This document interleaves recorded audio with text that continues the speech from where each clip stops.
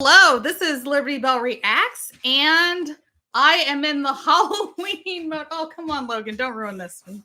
I'm a huge Halloween decorating person. So I thought I'd take a little time on this channel to do some Halloween crafts and talk about all things Halloween. And so today's topic is going to be the top 10 list of Halloween decorating mistakes that you are making, and you probably don't even know that you are making them. So I will start with number 10, which is overcrowding. That's simply trying to put too many decorations in one space. But if you're somebody who cannot help yourself, I would suggest going with a Victorian type of theme, because there's the whole Victorian clutter look for that time period. More was more. More made you look wealthy. You have a whole bunch of things. It's just kind of just cluttered all together, and it works.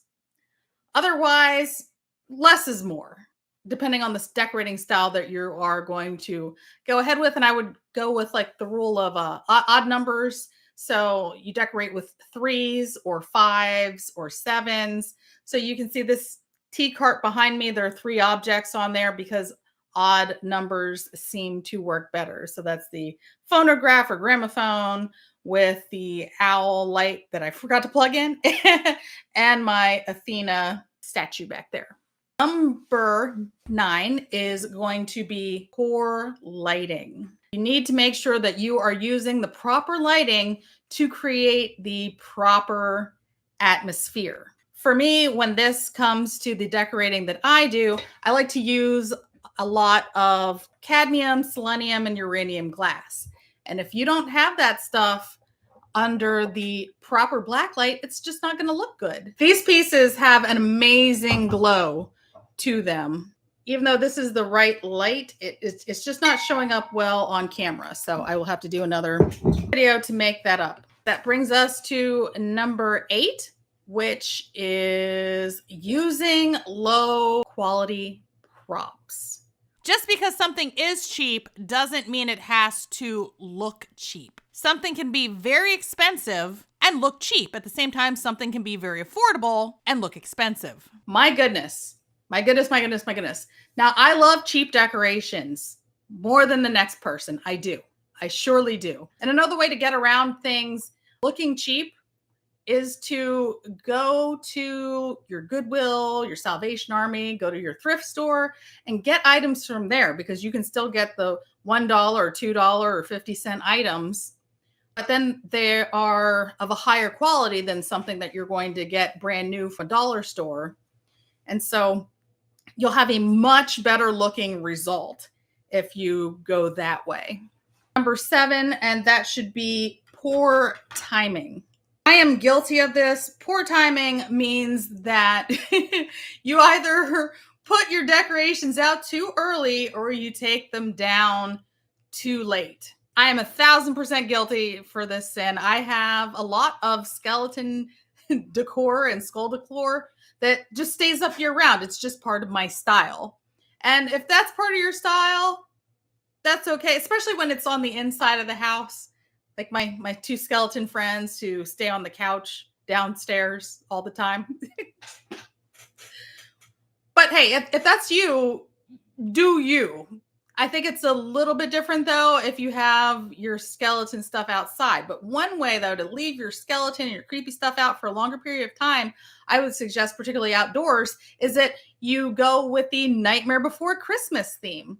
And then that's perfect because you have Jack Skellington, and if you can afford the giant 13-foot animatronic Jack Skellington, it's great for Halloween. And then they also sell his Santa suit and his Santa hat, so that you can keep him out there for Halloween and for Christmas, and you get to be spooky throughout the fall and winter season. I think it's an excellent solution to that issue. Number 6, which is going to be the lack of a theme or not understanding what you're doing with your theme. If you just throw everything together in a hodgepodge fashion, you risk it looking like a bad store display. I think sometimes we have probably gone by and seen the people with the inflatables and they'll just have a whole bunch of inflatables in their yard. Maybe one will be Snoopy and another one will be Scooby-Doo and another one is Star Wars. And then that's mixed over with Frozen, and that's mixed with all these different kind of themes that are just all hodgepodge together in one place. And it's just not a cohesive look. Now, I would say that you can do themes, particularly inside. If you want to do different themes, then I'd try to separate them room to room. So if you have a great room, then you probably want to keep everything in your great room as like a cohesive type of situation. But if you have a separate dining room, you could do a slightly different theme in your dining room. Or if maybe you go all out and you do bedrooms, you could do a different theme in a bedroom, or maybe you have a formal living room. Just as long as you are creating some space between your different themes. And if there's a way to tie all of your themes together, that's even better. Personally, in my mind, I live in a Victorian mansion, a creepy Victorian mansion. I don't in reality, but in my mind I do. And so for Halloween, I really like to try to bring that feel out and through the whole entire house. So I start with just a base layer of haunted Victorian mansion. And then in one room, I make it like a little witchier, like, oh, this is the part of the creepy mansion that the witch lives in. And then there's another room, and maybe that's the room where the mad scientist lives, but he also shares I guess they're roommates, but they stay in different segments of the house. So that's how I do that. Number 5 is going to be forgetting about sound. So that's not incorporating spooky sounds or music to enhance the ambiance.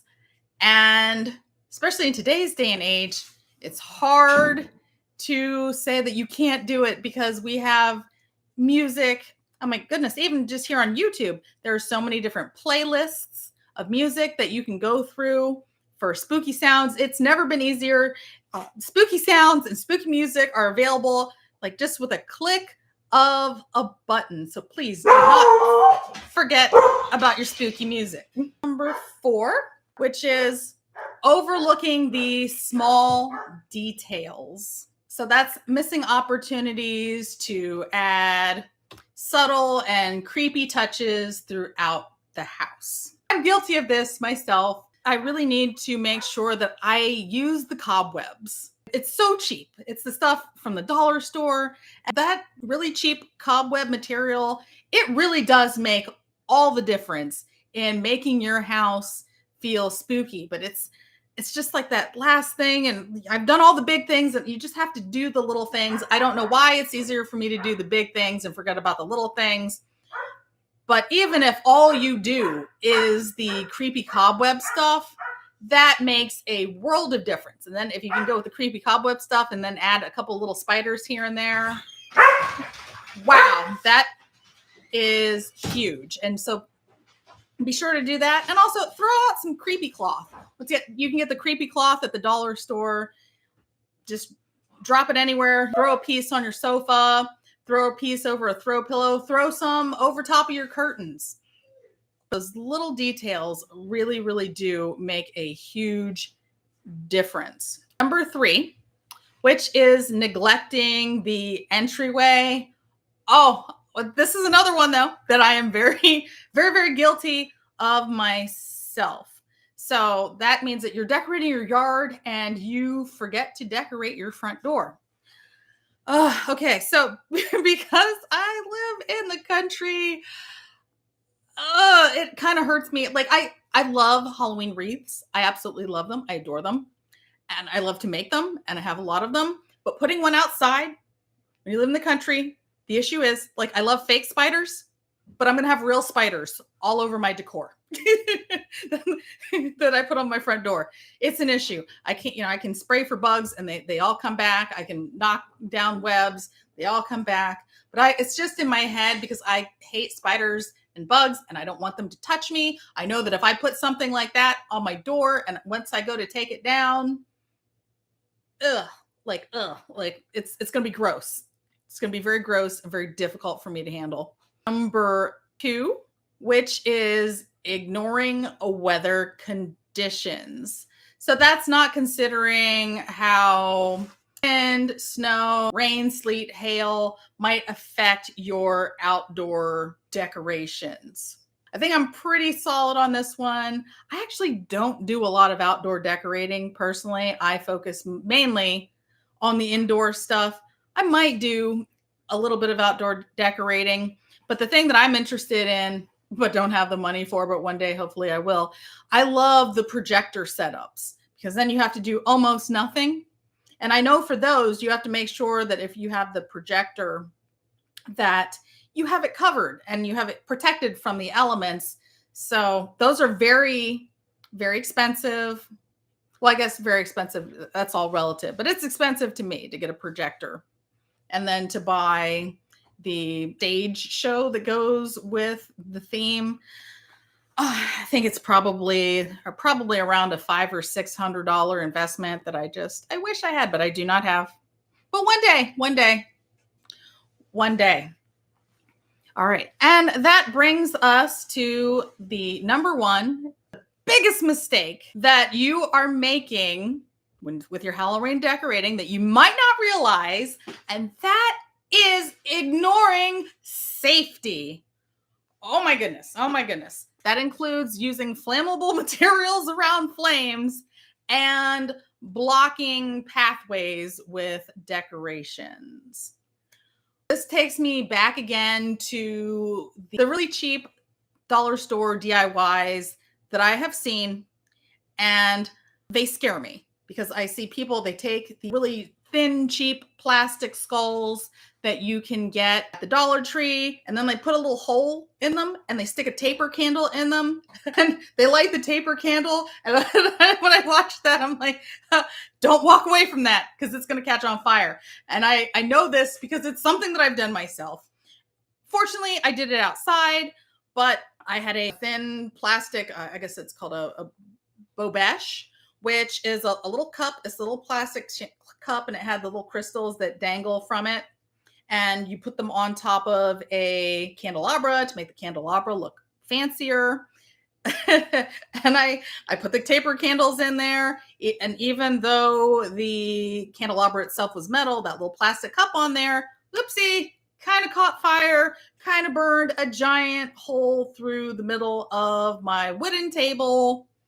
But like I said, fortunately it was outside, and I'm not in California, so I didn't start a wildfire. Like I'm not in a wildfire zone. But wow, had I done that in the house, that could have been really, really bad.